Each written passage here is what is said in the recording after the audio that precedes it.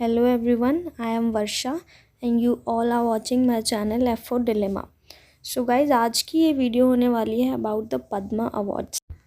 कई बार newspapers, news channels और social media पे हम देखते हैं कि प्रेसिडेंट ने पद्म भूषण, पद्म विभूषण, पद्मश्री ये अवार्ड्स दिए।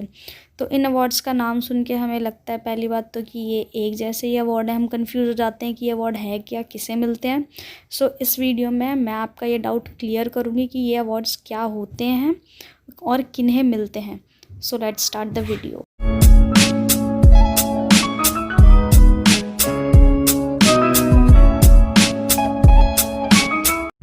सो Padma awards basically civilian awards हैं जो कि एक नॉर्मल इंसान को दिया जाता है अगर उसने अपने फील्ड में कुछ बहुत एक्सेप्शनल और बहुत अच्छा किया हो।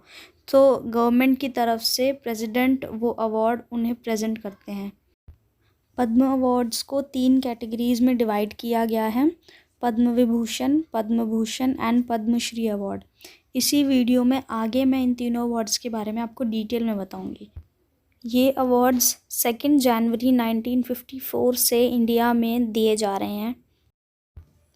हर साल अप्रैल या मार्च में प्रेसिडेंट ऑफ इंडिया इस अवार्ड को सारे अवार्डीज़ को डिस्ट्रीब्यूट करते हैं। इन पद्म अवार्डीज़ को एक ब्रॉन्ज़ मेडल और सर्टिफिकेट दिया जाता है जो कि प्रेसिडेंट ऑफ इंडिया से साइन किया हुआ होता है। Now let's move on to history of these awards. 1954 से 2 सिविलियन अवार्ड्स दिए जाने लगे, भारत रत्न और पद्म विभूषण। उस टाइम पे पद्म विभूषण की 3 कैटेगरीज हुआ करती थी: पहला वर्ग, दूसरा वर्ग और तीसरा वर्ग। लेकिन अगले ही साल 1955 में पद्म विभूषण की इन 3 कैटेगरीज़ का नाम चेंज कर दिया गया पद्म विभूषण, पद्म भूषण और पद्मश्री में। पॉस्ट्यूमसली मीन्स मरणोपरांत, मरने के बाद। तो 1954 में इस अवार्ड के बारे में कहा गया, रूल बनाया गया कि ये मरणोपरांत नहीं मिलेगा, बट इस रूल को 1955 में मॉडिफाई कर दिया गया। मरने के बाद भी ये अवार्ड अब मिल सकता था। वैसे तो जब से ये अवार्ड्स 1954 से दिए जा रहे हैं, ये हर साल दिए जाते हैं, लेकिन ऐसा 2 बार हुआ जब ये सस्पेंड हुए, ये अवार्ड्स नहीं दिए गए between 1977 to 1980 and 1992 to 1995। Now let's discuss about these awards individually. अब अलग अलग करके इन अवार्ड्स के बारे में समझेंगे कि ये क्या होते हैं और किन्हें मिलते हैं। Starting with the Padma Vibhushan award, it is the second highest civilian award. मतलब भारत में किसी भी व्यक्ति को दिए जाने वाला दूसरा सबसे ऊंचे स्तर का अवार्ड है ये अवार्ड 2 जनवरी 1954 से दिया जा रहा है। अगर किसी पर्सन ने अपनी फील्ड में, चाहे वो कोई भी फील्ड हो, अपनी किसी फील्ड में बहुत ही अच्छा, बहुत उम्दा काम किया है, हटके काम किया है, कोई सोशल वर्क किया है, तो ये अवार्ड उसे दिया जाता है। ये अवार्ड किसी भी पर्सन को मिल सकता है अगर उसने अपनी फील्ड में कुछ बहुत ही अच्छा किया हो या कोई सोशल वर्क किया हो। लेकिन PSUs यानी कि पब्लिक सेक्टर अंडरटेकिंग, जो कि गवर्नमेंट कंपनीज़ होती हैं, इन कंपनीज़ में काम कर रहे लोगों को ये अवार्ड नहीं दिया जाता। एंड टोटली अब तक ये अवार्ड 314 लोगों को दिया जा चुका है। Now coming to the second award which is Padma Bhushan award. It is the 3rd highest civilian award. मतलब भारत में दिया जाने वाला, किसी भी व्यक्ति को दिया जाने वाला ये तीसरा सबसे ऊंचे स्तर का अवार्ड है। इस अवार्ड को 2 जनवरी 1954 से दिया जा रहा है। ये अवार्ड उन लोगों को दिया जाता है जिन्होंने अपनी फील्ड में, चाहे वो कोई भी फील्ड हो, बहुत ही अच्छा और उम्दा काम किया हो, सोशल वर्क किया हो। सिर्फ PSUs के एम्प्लॉयर्स को छोड़कर ये अवार्ड किसी भी पर्सन को दिया जा सकता है अगर उसने अपनी फील्ड में बहुत ही अच्छा काम किया हो, चाहे वो डॉक्टर हो, चाहे इंजीनियर, चाहे सिविल सर्वेंट, किसी को भी ये अवार्ड दिया जा सकता है। 1954 से लेकर अब तक ये अवार्ड 1271 लोगों को दिया जा चुका है। Now coming to the last category of Padma awards, Padmashri award. It is the 4th highest civilian award. मतलब भारत में किसी भी व्यक्ति को दिया जाने वाला यह सब चौथा सबसे ऊंचे स्तर का अवार्ड है। ये अवार्ड्स 2 जनवरी 1954 से दिए जाने लगे। एक चीज़ मैं आपको बता दूं, आप कंफ्यूज मत होना कि 1954 से जो अवार्ड्स दिए जाते थे पद्म अवार्ड्स में, उनकी कैटेगरी क्लास वाइज होती थी, पहला वर्ग, दूसरा वर्ग, तीसरा वर्ग।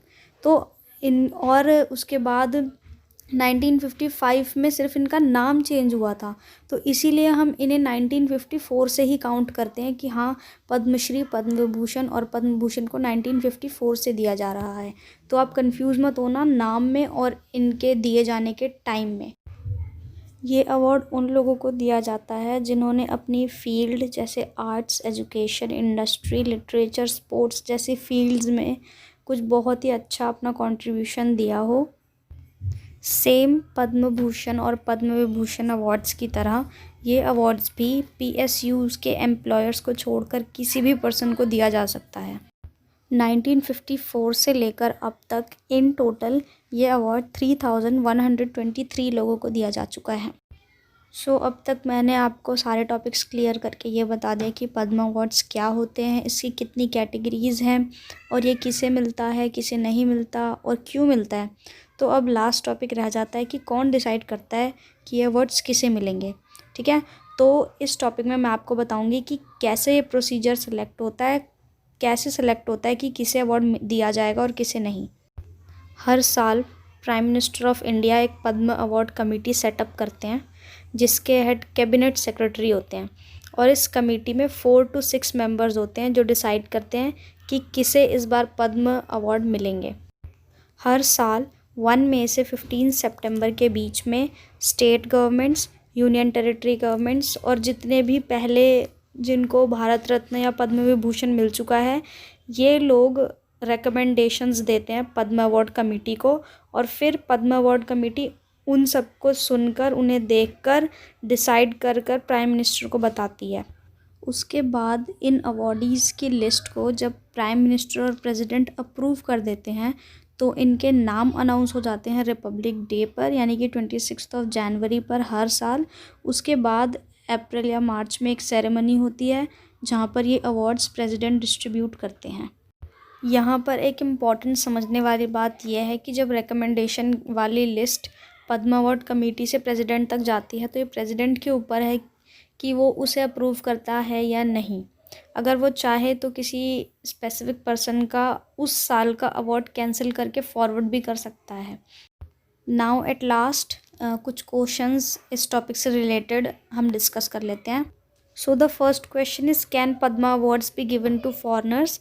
The answer is yes. These awards can be given to NRIs, that is non-resident Indians, वो इंडियंस जो इंडिया में नहीं रहते और जिन्होंने बाहर की सिटीजनशिप ले ली है किसी और कंट्री की, उन्हें ये अवार्ड मिल सकता है।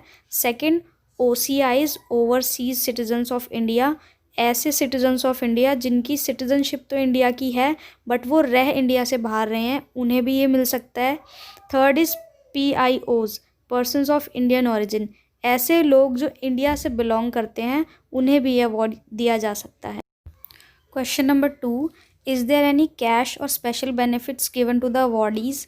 नहीं, किसी भी अवॉर्डी को, चाहे वो पद्म भूषण हो, पद्म विभूषण या पद्मश्री और इवन भारत रत्न, किसी भी अवॉर्डी को कोई कैश नहीं मिलता है और कोई भी स्पेशल बेनिफिट नहीं मिलता।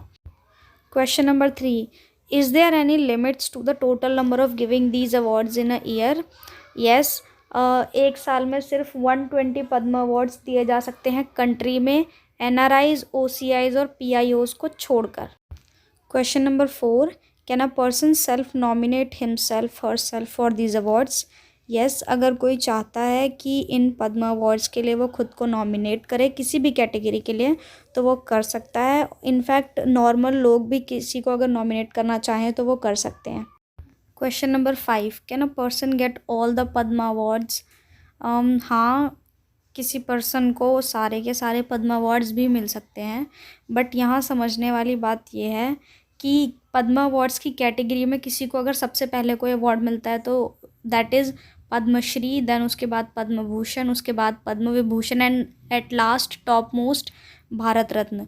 तो अगर किसी के अवार्ड मिलने में 5 या 6 साल का गैप है तो ही उसको नेक्स्ट प्रिवेलिंग अवार्ड मिल सकता है। जैसे कि फॉर एग्ज़ाम्पल मैरी कॉम एक ऐसी बॉक्सर हैं जिन्हें तीनों पद्म अवार्ड्स मिल चुके हैं। And the last question, question number 6. What were the reasons for the suspension of awards between 1977 to 80 and 1992 to 1995? ऐसे क्या रीजंस रहे जिनकी वजह से इस टाइम पर ये अवार्ड नहीं दिए गए? सो 1977 में मोरारजी देसाई हमारे इंडिया के 4th प्राइम मिनिस्टर बने और उन्होंने फॉर नो रीज़न उस टाइम की जो नेशनल गवर्नमेंट थी उसने फॉर नो रीज़न ये डिसाइड किया कि हाँ हम अवार्ड्स नहीं देंगे। देन अगेन 1980 में बट जब इंदिरा गांधी वापस प्राइम मिनिस्टर बनी उन्होंने अवार्ड्स को देना वापस शुरू कर दिया। एंड अगेन 1992 से 1995 के बीच में ये अवार्ड्स सस्पेंड इसलिए हुए थे क्योंकि उस टाइम पे 2 PIL यानी कि पब्लिक इंटरेस्ट लिटिगेशंस फाइल हुई थी हाई कोर्ट में, ये कहते हुए कि ये तो ब्रिटिशर्स जैसा सिस्टम है कि हम टाइटल दे रहे हैं। तो इस टाइटल वाले सिस्टम को लेकर PIL फाइल हुई थी, जिसके बाद ये अवार्ड्स 3 साल तक सस्पेंड किए गए, लेकिन सुप्रीम कोर्ट ने 1995 में ये अवार्ड्स वापस से रीइंट्रोड्यूस कर दिए थे। So guys this was it for the video. अगर वीडियो अच्छी लगी हो, इन्फॉर्मेटिव लगी हो तो प्लीज़ लाइक कर देना, और अगर ये वीडियो आपको थोड़ी सी भी अच्छी लगी हो तो मुझे कमेंट करके ज़रूर बताना। इस वीडियो से रिलेटेड कोई भी क्वारी हो तो कमेंट सेक्शन में मुझसे पूछ लेना, I will answer you definitely. Channel को सब्सक्राइब कर देना और बेल आइकन को प्रेस कर देना फॉर फर्दर अपडेट।